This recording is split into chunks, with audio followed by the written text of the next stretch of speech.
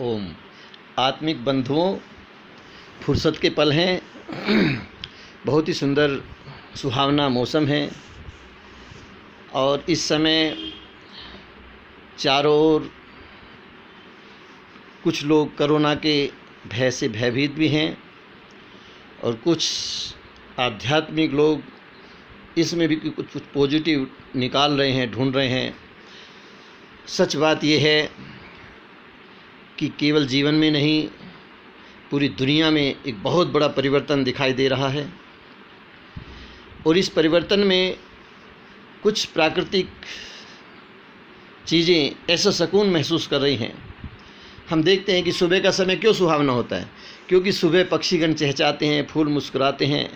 अब प्रकृति पूरी तरह से हरी भरी, हरियाली, नए पत्ते, नए फल, नए सब कुछ दिख रहा है और यहाँ तक कि गंगा यमुना कुछ हमें कह रही हैं, इंसान को, और वो ये कह रही हैं कि गंगा यमुना को साफ़ करने के पता नहीं हर साल 80,000 करोड़ रुपए प्रोजेक्ट पास होते हैं, लेकिन गंगा यमुना साफ़ नहीं हो पाते हैं। अब गंगा यमुना कह रही हैं कि तुम केवल गंदा करना बंद कर दो, साफ़ तो मैं अपने आप हो जाती हूँ, और साफ़ हो रही है। सच बात यह है, पोल्यूशन शून्य पर है। यदि जितना हानि इस लॉकडाउन से आर्थिक रूप से हुई है, यदि इतने अर्थ को, इस सब वातावरण को शुद्ध करने में, पवित्र करने में लगता तो शायद ये साफ न हो पाता। लेकिन आज और लोगों के दिलों में भी सौहार्द आया है, परिवारों में निकटता आई है, लोग एक दूसरे को पूछ रहे हैं, एक दूसरे के दूर रह कर के भी निकटता दिखाई दे रही है। सब एक दूसरे का, जिससे कभी बात नहीं होने का टाइम मिलता था, उनसे सब हालचाल पूछ रहे हैं। बहुत ही सुंदर पॉजिटिव वातावरण है। मैं आपको निवेदन करना चाहता हूं कि मेरी तो एक ही प्रार्थना भगवान से भी है कि भगवान माननीय मोदी जी को ऐसा सद्विवेक, सद्बुद्धि दें कि साल में 10-10 दिन का लगभग 4 बार ऐसा लॉकडाउन करें, तो उससे हमारा समाज, हमारी दुनिया, हमारा धरती, हमारा गंगा यमुना सब कुछ पवित्र होगा।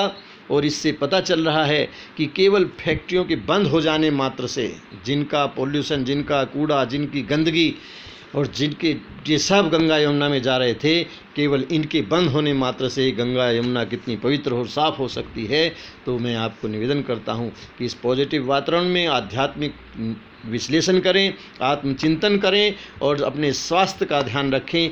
ये सब व्यवस्थाएं फिर ठीक होंगी, अनुकूल होंगी। आप अपने घरों में रह करके, अपने अंदर रह करके, घर में भी अपने अंदर झांकने का प्रयास करें और एक दूसरे के निकटता, एक दूसरे के लिए प्रेयर करें। सौहार्द बढ़ रहा है, लोग एक दूसरे के लिए जीवन जीना सीख रहे हैं, तो सभी एक दूसरे के लिए प्रेयर करें। मैं समझता हूँ कि ये सब कुछ बढ़िया होगा, अनुकूल होगा और इसमें एक पॉजिटिव वातावरण जो दिखाई दे रहा है, इसमें आप भयभीत ना हो, घबराएं नहीं। बहुत कुछ अच्छा कुशल नेतृत्व चल रहा है, बहुत सुंदर व्यवस्थाएं देखने को मिल रही हैं। बस ऐसी आवश्यकता थी, प्रकृति की ज़रूरत थी कि लोगों में कुछ परिवर्तन आए, लोग मुड़ कर के देखें, अपनी तरफ भी मुड़ें और अपने परिवार की तरफ भी देखें, कुछ समय अपने आध्यात्मिक जीवन के लिए भी निकालें। तो आवश्यकता थी, वो प्रकृति ने अपनी डिमांड की और उसका रास्ता निकाला। तो आप सभी बड़े भावपूर्ण हृदय से एक दूसरे के प्रति सौहार्द रखते हुए इस वातावरण को, इस लॉकडाउन को भी सफल करें और अपने जीवन में आशाएं बनाए रखें, सक्रिय रहें योग से, ध्यान से, और फिर आकर के आध्यात्मिक जगत से निकल कर के भौतिक जगत में अपनी मेहनत करना, सब कुछ ठीक होगा। धन्यवाद।